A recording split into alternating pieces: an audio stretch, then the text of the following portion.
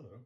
I hope I'm not banging on the same drum all the time, but I am concerned that at the moment COVID deniers and anti-vax campaigners are growing stronger and stronger, and I'm not sure that the voice of authority, or particularly the shrill voice of our current Home Secretary, who, she has an image problem, shall we say, is the answer. I'm not sure that is the answer. We have to think, what is the way forward? We need better information and a stronger emphasis in positive leadership.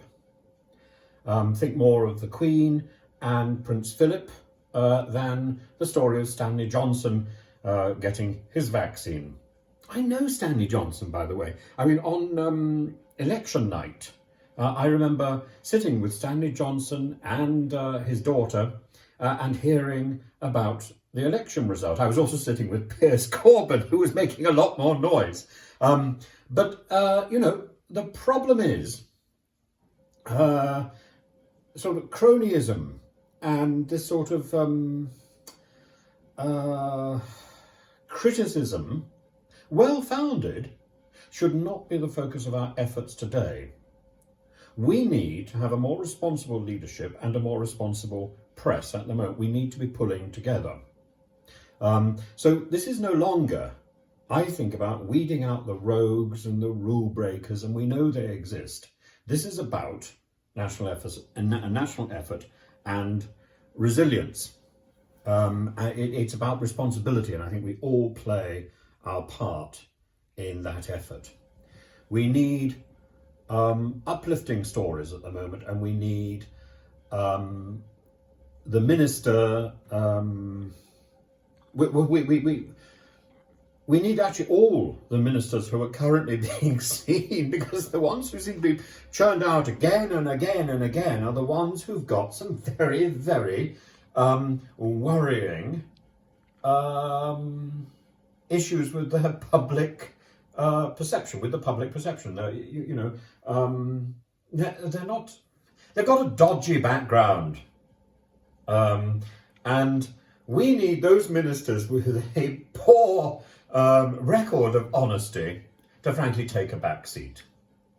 They can get on with fixing the broke bureaucracy, or slicing through it. That actually is the Conservative aim, to slice through bureaucracy. I no one would be happier than I to see the bureaucracy that overwhelms us at the moment cut in half.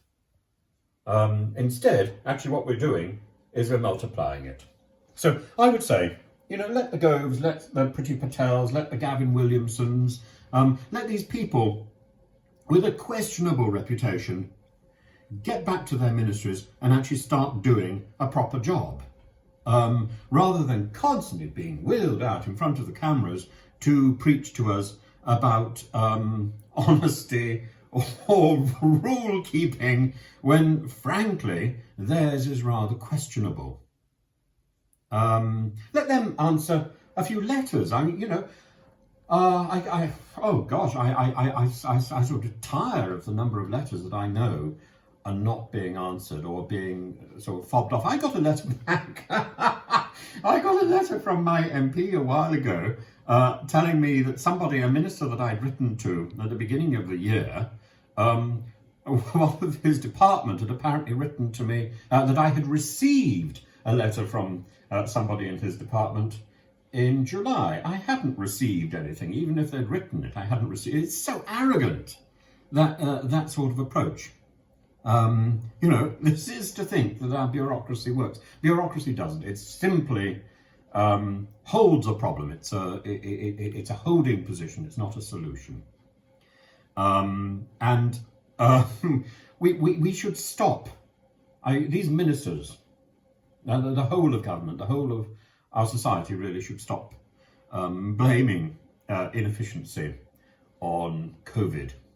This is wrong. Get the people get people to start answering letters, to start doing things. And we know that COVID is ghastly, and we know that COVID is causing a huge problem. So we have to fix that.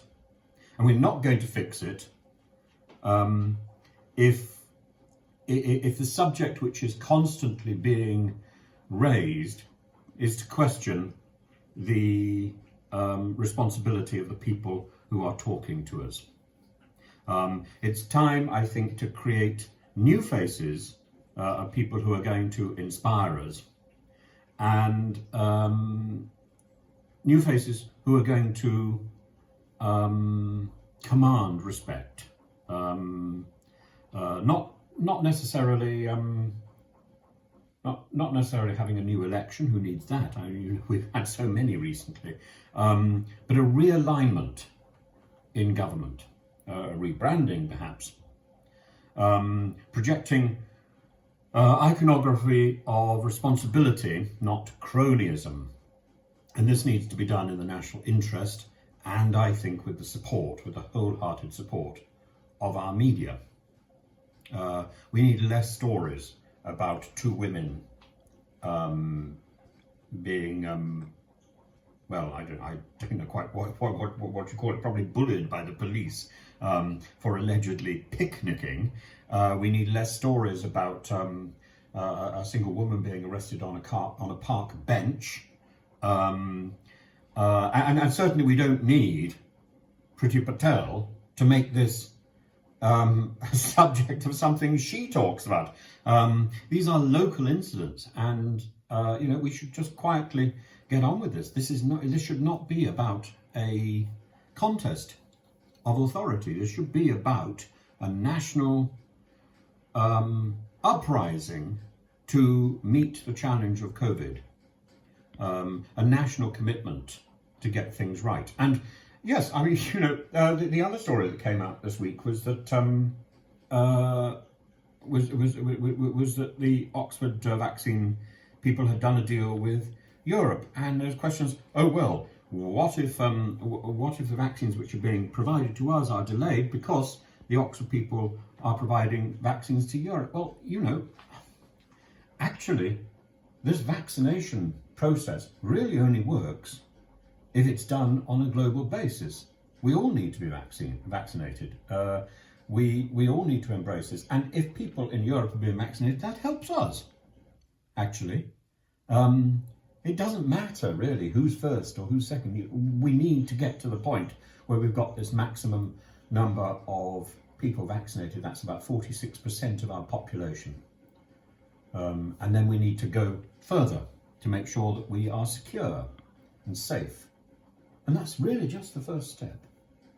But quibbling over who gets there first is, it's cheap, I'm afraid. It's really, really cheap. So we need to have less focus now on error and more focus on leadership. And we need to be united in the common good.